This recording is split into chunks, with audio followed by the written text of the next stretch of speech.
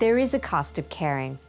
It takes a lot more than money. It takes long hours, hard work, dedication, and above all, it takes a community of people. From the Good Samaritan who finds the animal, to staff, volunteers, and donors, and ultimately to the people who open their hearts and homes to adopt. They can't just go in a cage and us expect them to recover and be happy. And we could just tell that it was a really special place and everyone cares so much about the animals. You have to be able to be there morning, noon, and night. I don't think people realize the expense behind running a shelter like Laps. These animals are completely helpless on their own. They need somebody to do everything for them.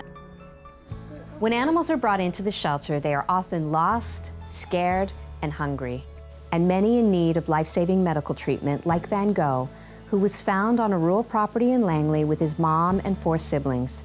His ear had suffered serious trauma and was badly infected, and without the medical care he received, he would have died. He was found in a barn with a very bad, severe ear injury.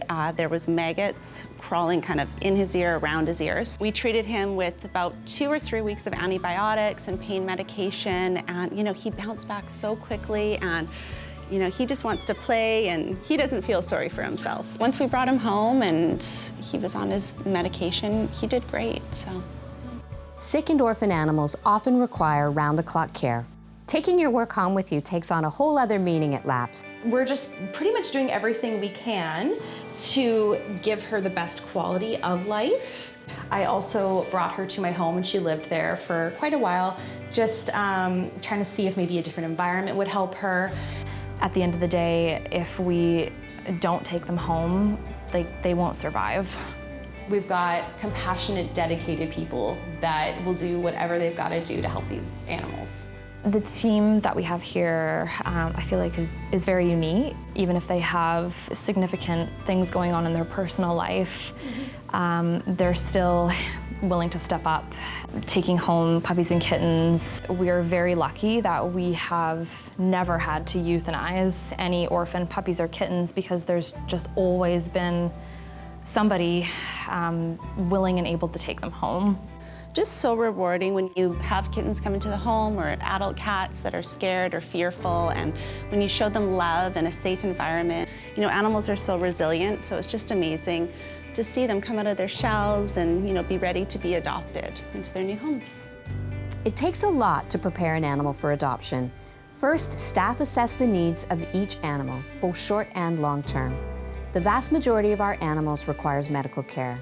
For example, we see more than 350 kittens every year.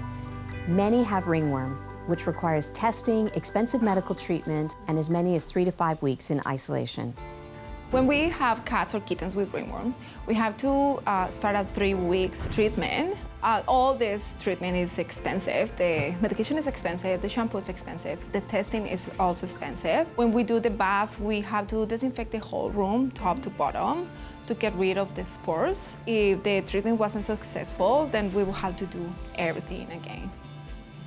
Whether it's medical care provided by our veterinary partners like Mountain View, our food sponsors, Pets First, volunteers, foster parents, it takes many helping hands, like Stacy from the Schuin Foundation, who founded and contribute annually to our medical fund. And as soon as I started volunteering with Laps, I knew that it was the type of place where people really, really cared about the animals, and I loved being a part of that. And in talking with Laps and being a volunteer at the shelter and hearing stories about the animals with medical issues, we realized that there was a need for a cat and dog medical fund. And one thing that we do love about Laps is that Laps also feels like a family. It's a small organization that does a lot of really big things. It felt really good being able to help such an awesome organization.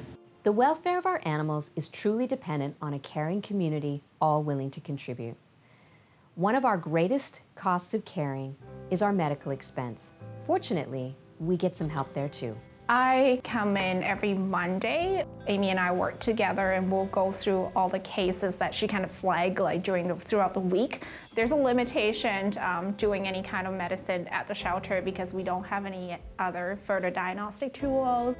But when money is an object, you gotta be creative. Sometimes it's not even about money, it's about resources. I'm not donating money to, but I'm donating my time, right? Donating experience. This is not a clinic, we don't have any diagnostic tools. We can't do surgery here too.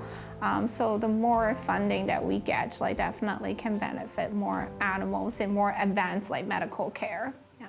People are really curious, what do you do at labs? Why do you go on a Monday night, after work and spend time here? And then I show them, and every person that comes, they understand why, because they find it, they will tell me I really get it, why you would do it, because it's actually really positive. It doesn't feel like work at all, because I always walk out here happier. I am so grateful for the caring community that has surrounded labs. What is extraordinary is that since 2003, together, we have made a difference in the lives of more than 17,000 animals, reunited more than 10,000 lost animals with their families, and provided almost 7,000 animals with everything they needed to find a second chance at a happy life in a loving home. But there is so much more that we want to do, and we just cannot do it without your help. With your help, we will continue to reunite lost animals with their families and ensure that animals with stories like Van Gogh find their forever loving homes.